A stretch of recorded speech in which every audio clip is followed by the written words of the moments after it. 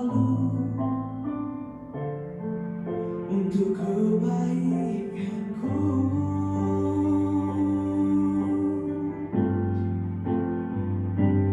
Mengalir kuasa dari tempat maha tinggi, Bapa kekal mulia, Kau hadir di sini, memulihkan hati, menyembuhkan yang terluka. Ku kan tenang bersamamu, Bapa.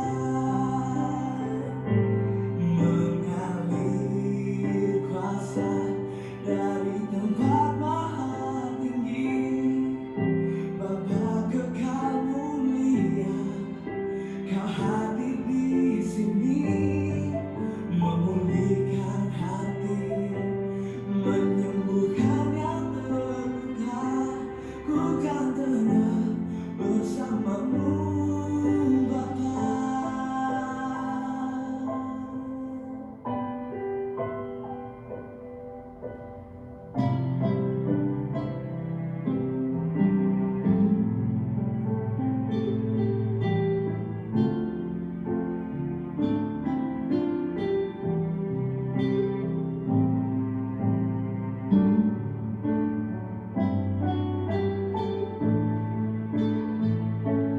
Mengalir kuasa dari tempat maha tinggi, Bapa kekal mulia, Kau hadir di sini, memulihkan hati, menyembuhkan yang terluka. Ku kan tenang bersamamu, Bapa. Ku kan tenang bersamamu, Bapa. Ku kan tenang bersamamu, Bapa.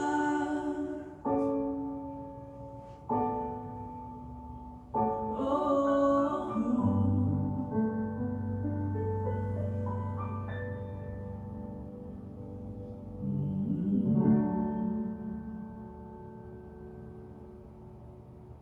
Kami kan tenang bersama Bapa, sebab Bapa selalu hadir di tengah segala sesuatu yang tidak ada kepastian.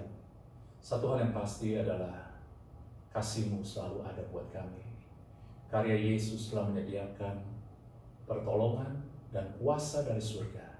Sebab itu hari ini berbicara buat setiap kami, biar Roh Kudus mengalir.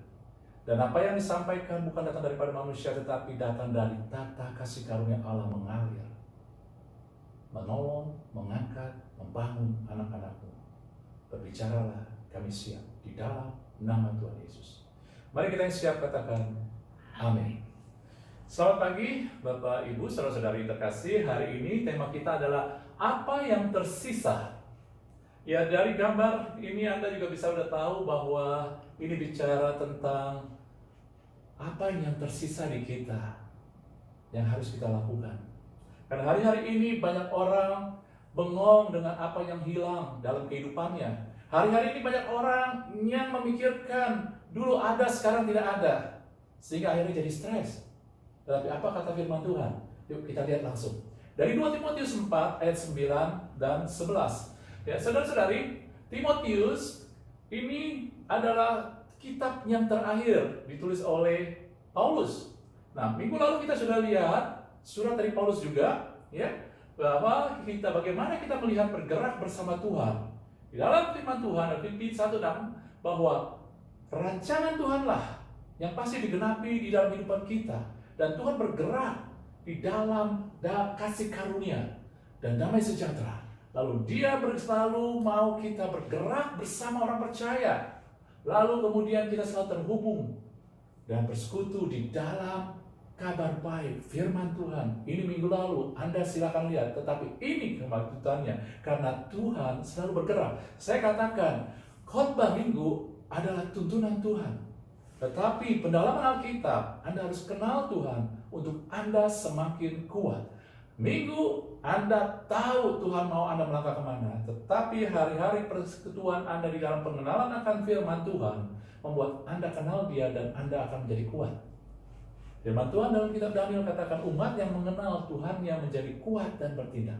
Amin. Oke, kita lanjut aja Filipi 2 Timotius 4 ayat 9 dan 11 dikatakan begini, berusahalah supaya segera datang kepadaku, karena Demas telah mencintai dunia dan meninggalkan aku. Ia telah berangkat ke Tesalonika, Krekes telah pergi ke Galatia, dan Titus ke Dalmatia. Hanya Lukas yang tinggal dengan aku. Jemputlah Markus dan bawalah ia kemari, karena pelayanannya penting bagiku. Bapak Ibu, saudara-saudari, mungkin pertanyaannya, Pak, maksudnya apa ayat ini? Ayat ini ditulis ketika Paulus ketika ada di dalam penjara di usia senja. Dia menulis surat kepada Timotius, anak asuhnya. Dan dia berkata bahwa ada orang-orang yang dulu mengikuti dia, yang dia muridkan, tetapi meninggalkan dia. Salah satunya contohnya Demas. Kemudian ada orang-orang yang tetap mengikuti dia, tetapi dia utus ke tempat lain sehingga tidak ada bersama dia, yaitu Kreskes. Ya, kemudian juga dikatakan ada lagi, ya, Titus. Yang ada hanya Lukas. Dan dia minta juga Markus bawa kemari. Bapak Ibu, banyak dari kita menjadi pahit dengan apa yang hilang. Paulus bisa aja pahit karena Demas meninggalkan dia. Demas yang dituntun dipimpin, yang dia muridkan, yang dia anggap jadi anak sendiri, kemudian meninggalkan dia karena mencintai dunia. Paulus bisa menjadi pahit. Banyak orang hari-hari ini pahit dengan keadaannya. Kenapa? Karena dengan situasi hari-hari ini, dengan COVID, dengan efek yang luar biasa di faktor ekonomi, mereka dulu memiliki sesuatu, mereka memiliki pekerjaan, memiliki usaha, tiba-tiba pekerjaan itu mungkin hilang, ataupun mereka gajinya dipotong, usaha mereka yang dulu bisa menghasilkan 100% tiba-tiba hanya 10%, bahkan 0%. Banyak orang menjadi pahit karena apa yang hilang dalam hidup mereka. Tetapi tahukah Bapak Ibu, Tuhan mau berbicara kepada kita bahwa Tuhan menunjukkan kuasa-Nya bukan dengan membuat Anda melihat pada apa yang hilang, tetapi melihat apa yang ada, apa yang tersisa pada kita. Amin. Banyak orang terpaku, jadi pahit, jadi kecewa, jadi tawar hati, jadi stres karena mereka berfokus pada apa yang telah hilang. Apapun juga, banyak orang yang tidak bisa berjalan di kehidupannya karena ditinggalkan pasangannya. Entah apapun juga alasannya. Banyak orang tadi karena usahanya ditipu orang, ataupun apapun juga. Nah, lalu jawabannya apa? Bagaimana Paulus bereaksi? Kita melihat, ya saudara-saudari, tadi ayat 9 dan 11, inilah jawaban menurut firman Tuhan. Di ayat 17, 2 Timotius 4 ayat 17 dikatakan, tetapi Tuhan telah mendampingi aku dan menguatkan aku supaya dengan perantaranku Injil diberitakan dengan sepenuhnya, dan semua orang bukan Yahudi mendengarkannya. Demikianlah aku lepas dari mulut singa. Bapak Ibu, tahukah ketika kita berfokus kepada apa yang hilang, sebenarnya kita sedang masuk ke dalam jebakan singa, yaitu si iblis. Kita sedang masuk kepada cara-cara dunia yang sedang menghancurkan, menekan kita, dan menganggap kebenaran kerajaan Allah tidak ada artinya. Hari-hari ini semakin banyak hal yang membuat kerajaan Allah, kebenaran firman, diejek oleh dunia. Ketika Anda berfokus kepada hal yang hilang, Anda sedang masuk pada jebakan singa. Tetapi apa yang Paulus fokuskan kemudian? Dia berfokus, pertama, Tuhan telah mendampingiku. Bapak Ibu, keadaan kita mungkin berjalan dalam lembah, keadaan kita mungkin jadi kurang baik, tetapi satu hal yang pasti, Tuhan selalu mendampingi kita. Tuhan selalu ada dan menyertai kita. Dia nggak pernah tinggalkan kita, sekalipun aku berjalan di dalam lembah kekelaman, lembah bayang maut. Lembah artinya ada di bawah. Anda nggak melihat matahari, nggak melihat terang, nggak melihat jalan mungkin. Membuat Anda khawatir, tapi Dia ada. Ketika Anda merasa dan melihat, mengalami kehilangan sesuatu, jangan fokus pada yang hilang. Fokus pada apa yang menyertai Anda, apa yang ada pada kita. Inilah Paulus. Lalu kemudian apa? Dikatakan Paulus katakan, dengan perkataanku Injil diberitakan sepenuhnya sehingga semua orang bukan Yahudi mendengarkannya. Apa maksudnya? Apakah Anda harus memberitakan Injil? Saudara-saudari, maksudnya di sini adalah Paulus berfokus kepada pelajaran kita minggu lalu. Tuhan memiliki panggilan tujuan kepada setiap orang.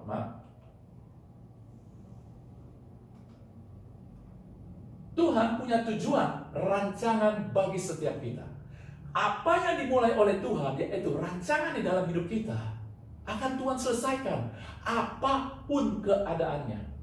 Saya ulangi lagi, apapun yang Tuhan rancangkan dalam kehidupan kita, pasti Dia genapi.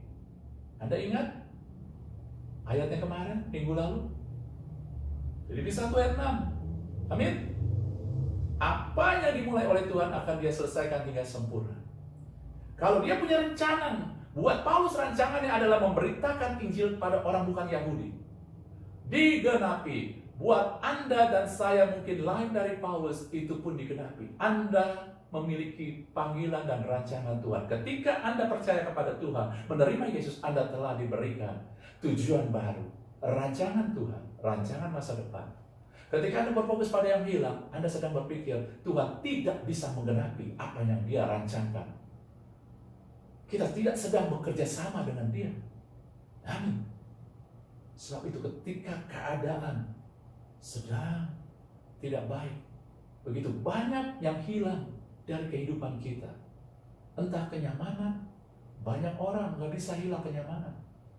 Entah keuangan, entah pekerjaan, apapun juga, berfokuslah kepada Dia yang menyertai. Berfokuslah pada apa yang telah Tuhan rancangkan dalam hidup kita.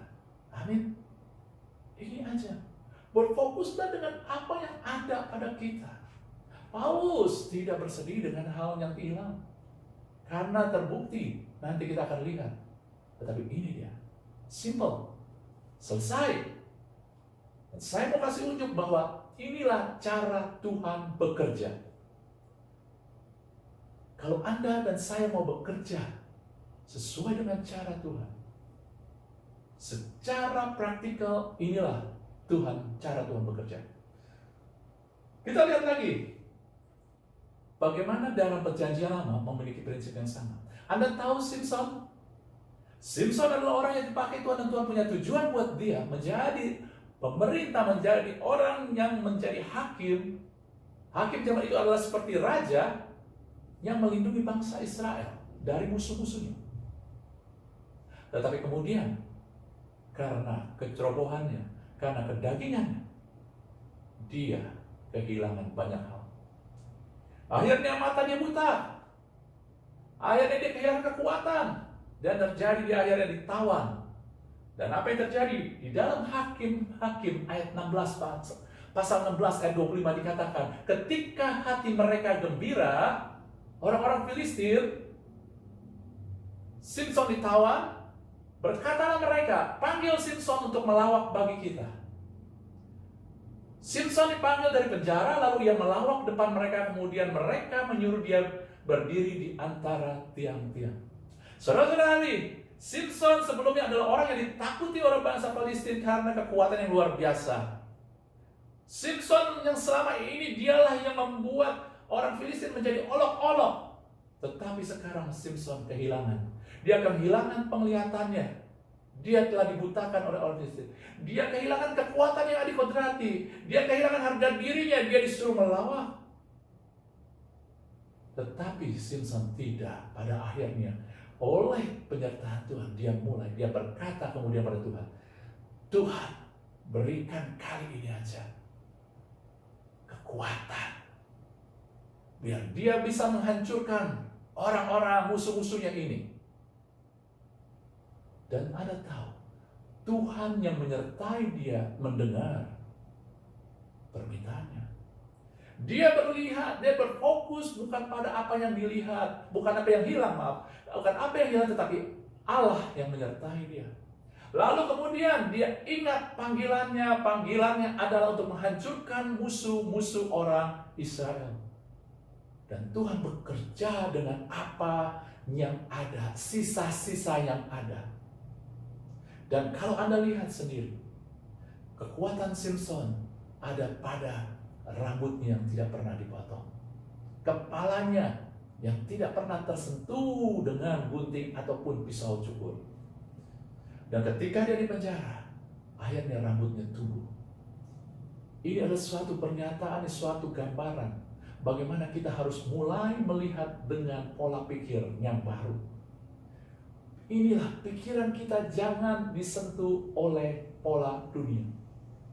Ketika Simson memiliki rambut, berbicara kembali memiliki apa yang datang dari Tuhan, maka dia kembali memiliki panggilan yang diteguhkan. Amin, Bapak Ibu.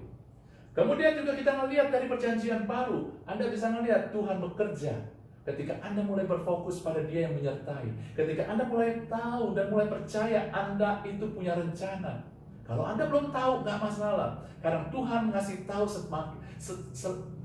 selama kita, ataupun waktu kita mulai berjalan dengan Dia, Dia akan tuntun mimpin kepada tujuan dan panggilan kita. Amin.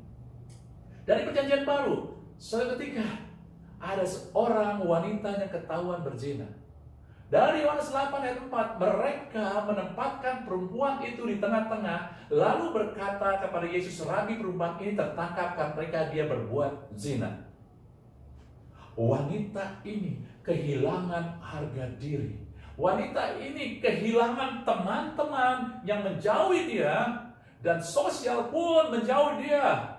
Wanita ini kehilangan keberanian untuk berdiri dan memandang mata orang-orang.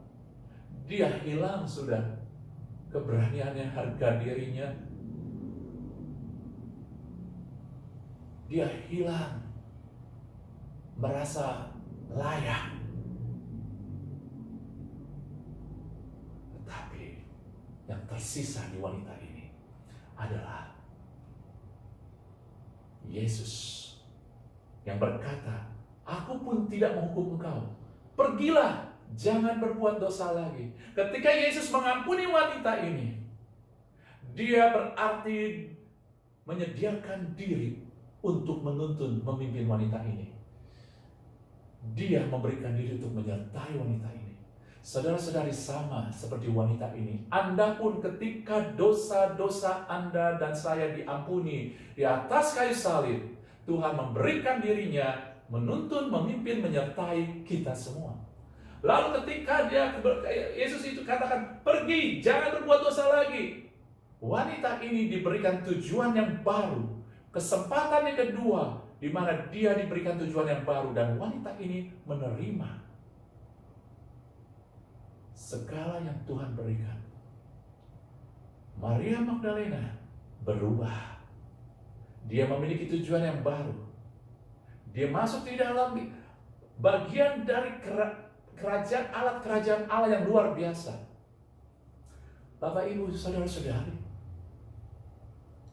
ketika Maria Magdalena diampuni, dilepaskan, dia bangkit.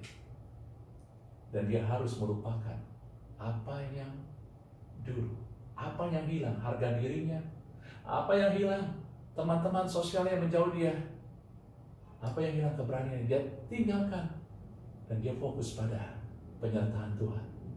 Dan Tuhan memulihkan keadaan. Amin.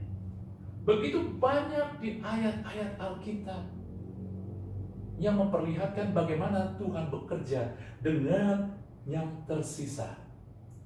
Kalau Anda melihat Nuh, hanya tersisa 8 orang, tapi Tuhan bekerja. Mujizat Tuhan bekerja dengan apa yang tersisa. Adalah mujizat Tuhan. Mujizat Tuhan bukannya menghancurkan dunia. Kehancuran dunia adalah akibat dari kejatuhan manusia. Mujizat Tuhan adalah Dia membangun umat manusia dari tersisa 8 orang ini. Lalu kemudian Anda melihat Ayub. Apa yang tersisa di Ayub? Iblis mengambil harta bendanya. Lalu yang tersisa hanya tubuh dan kesehatannya diambil lagi oleh iblis. Yang tersisa hanyalah hembusan napasnya. Tetapi Tuhan bekerja dengan hembusan napas, dengan apa yang ada doang. Tuhan menyembuhkan, memulihkan Ayub kembali. Lalu kemudian Anda melihat Gideon, seorang yang merasa dirinya penakut dan diambil hartanya oleh orang-orang musuh-musuh Israel ini. Tetapi ketika dia berfokus sama Tuhan dan melihat apa yang tersisa saja, akhirnya Bapak Ibu, dari begitu banyak prajurit, dia hanya memiliki 300 orang. Tetapi dengan 300 orang itu Tuhan melakukan mujizat. Ada nggak cukup, dia ada di Sarfat, dia hanya punya segenggam tepung dan sedikit minyak. Tetapi dengan apa yang sisa itu Tuhan membuat kelimpahan buat hidupnya. Belum cukup itu lagi, Anda melihat saudara-saudari, yaitu Daud ketika di Siklag. Dia telah lelah, tapi semua anak istri kekayaannya dan semua anak istri kekayaan pengikut-pengikutnya dirampas, dijadikan tawanan perang. Bahkan dia nggak punya apa-apa. Pengikut-pengikutnya sendiri mau merajam dia, mau menghabisi dia. Tetapi yang dia punya hanya Tuhan. Dan dia berpegang pada Tuhan. Dan saya percaya dia juga berpegang pada panggilannya. Akhirnya Tuhan mengisahkan dia hanya dengan 400 prajurit melawan ribuan tentara. Dan Tuhan memberikan kemenangan, meneguhkan Baal. Demikian juga Yesus ketika di Kana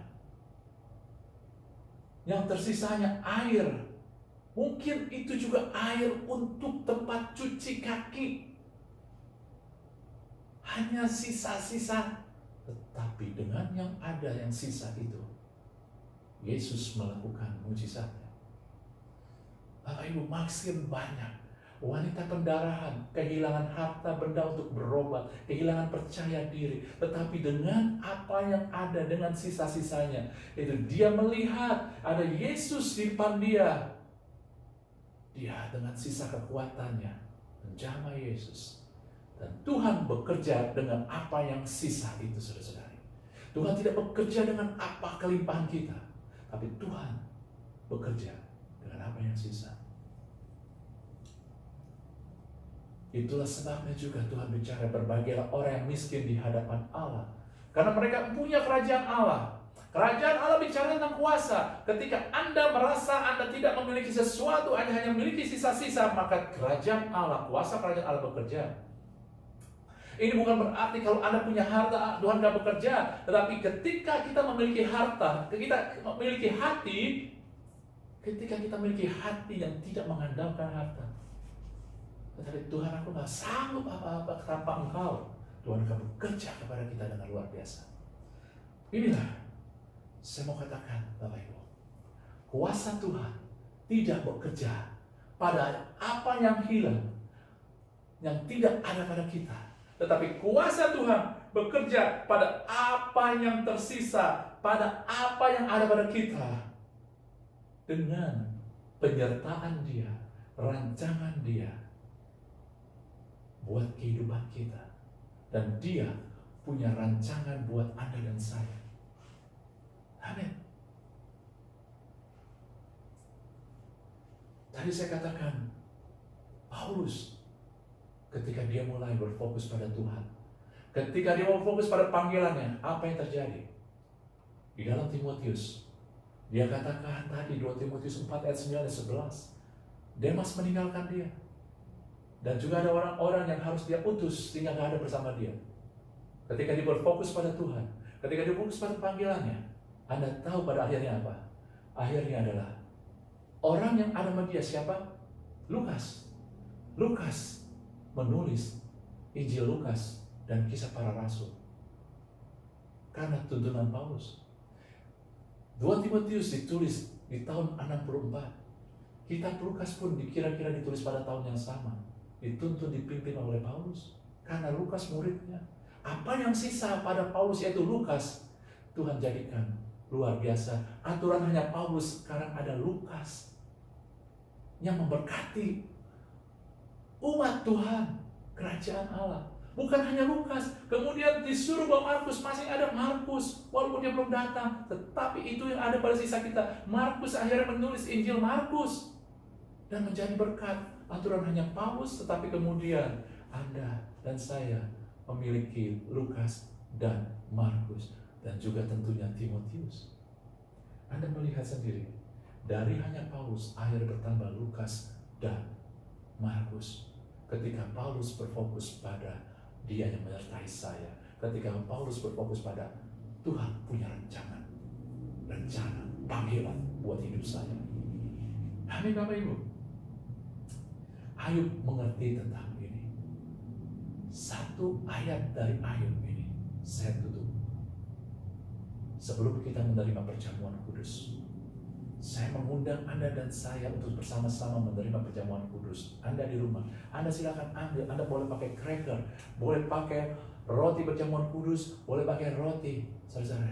Ya, air anggurnya Anda boleh pakai jus, boleh pakai anggur perjamuan, boleh pakai air. Tidak ada batasnya. Nah, semuanya lambang. Amin. Saudara lihat, kembali kemarin sebelum terakhir, satu ayat terakhir. Ayub 8 pasal 8 ayat 7 dikatakan, ini firman Tuhan buat Anda. Bahasa Inggrisnya, your beginning will seem humble, so prosperous will your future be. Terjemahannya Indonesia yang bebasnya saudara dikatakan, meskipun engkau kecil pada saat ini, namun pada akhirnya engkau akan naik sangat tinggi. Walaupun yang tersisa sangat dikit saat ini, namun Tuhan akan mengangkat engkau sangat tinggi. Dalam Indonesia terjemahan bahasa sehari-hari, kekayaanmu yang hilang itu tidak berarti dengan dibandingkan dengan apa yang kau dapatkan nanti. Saudara-saudari, hari-hari ini mungkin Anda sebagian mengalami ketekanan.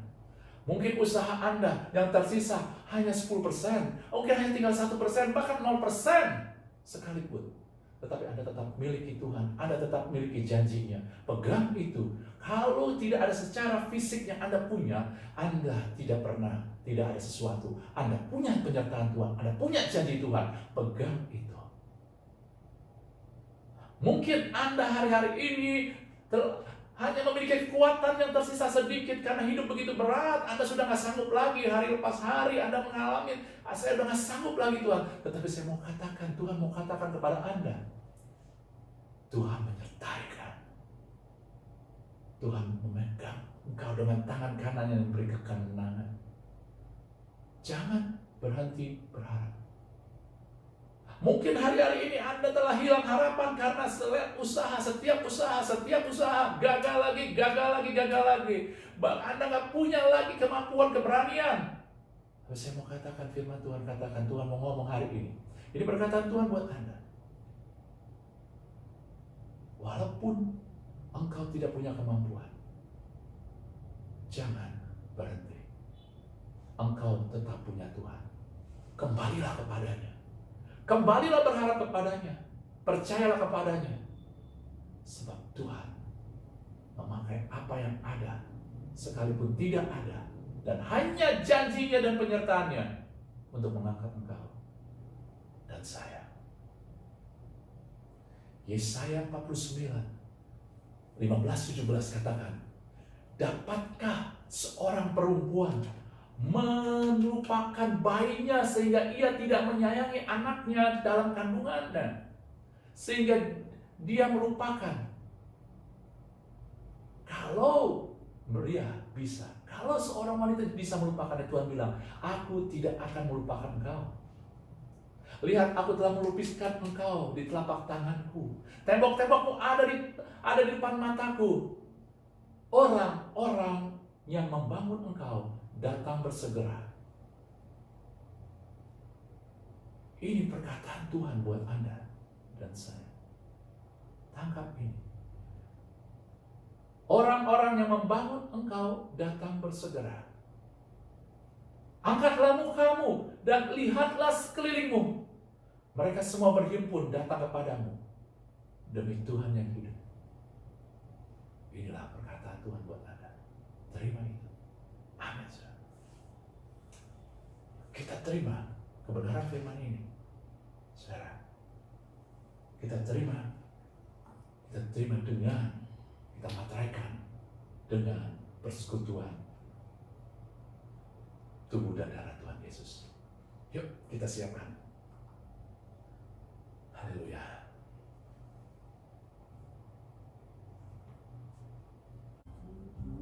Saudara-saudari yang terkasih, Yesus berkata, perkataan Yesus sendiri. Kita ambil roti di tangan kita. Yesus berkata dalam Yohanes 6, tubuhku adalah benar-benar makanan, darahku adalah benar-benar minuman. Barang siapa makan tubuhku dan minum darahku, ya tinggal di dalam aku dan aku di dalam dia. Saudara-saudari, perkataan Tuhan Yesus sendiri. Tinggal di dalam Yesus dan Yesus di dalam kita bukanlah usaha kita, tetapi karena kita menerima tubuh dan darah. Itu berarti beriman kepada karya Tuhan Yesus yang mati di atas kayu salib, memberikan tubuh dan darahnya bagi kita. Oleh sebab itu, saudara-saudari, bukankah roti yang kita angkat ini dan terpecah-pecah ini adalah persekutuan kita dengan tubuh Tuhan Yesus yang menjadikan kita tinggal di dalam Dia. Dan oleh tubuh Tuhan Yesus ini, saudara-saudari, maka kita melihat terjadi pertukaran. Sakit penyakit kita ada di salib sekarang, di tubuh Tuhan Yesus yang tersalib. Kegagalan kita, kelemahan kita ada di salib sekarang, saudara-saudari. Tuhan telah memberikan sekarang kesehatanmu. Tuhan sekarang telah memberikan kemuliaannya. Tuhan memberikan sekarang harga diri yang milik Tuhan. Kemenangan, kebangkitan. Mari kita terima di dalam nama Yesus, tubuh Tuhan Yesus.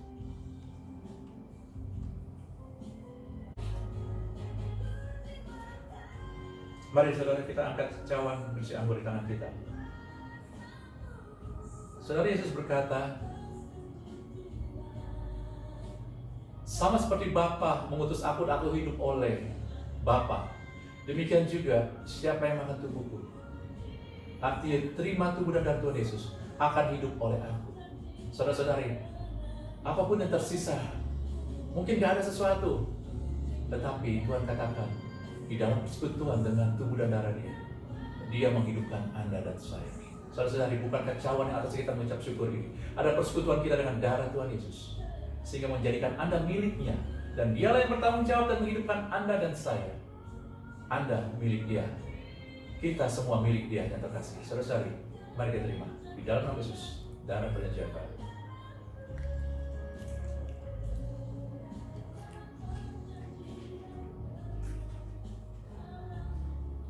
Mari kita tutup dengan doa dan ucapan syukur.